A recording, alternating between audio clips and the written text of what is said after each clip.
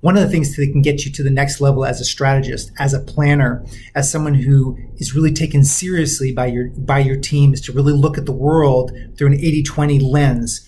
And we talk about Pareto's principle in this next conversation. And the Pareto's principle essentially states 20% of your efforts will get you 80% of your results. Enjoy this video.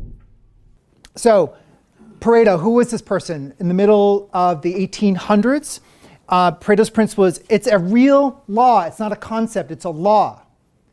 And it's been proven with mathematical certainty that the 20%, I'll get to that point. Provable, predictable certainty of nature, and one of the greatest productivity truths ever discovered. And this author of this book, Richard Koch, wrote the 80-20 principle. He also wrote the 80-20 manager, and there's been a lot of writing done on this. But asserts that a minority of causes, inputs, and effort leads to the majority of results, outputs, or rewards. So what that means is 20% of your sales reps will generally get 80% of your results. 20% of your time, if you focus on the right things, you'll generate 80% of your outputs. 20% of if you have 100 projects, 20 of those projects will actually get you 80% there, whatever that there is.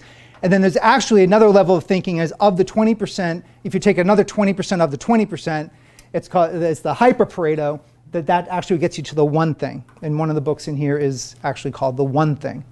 So exercise.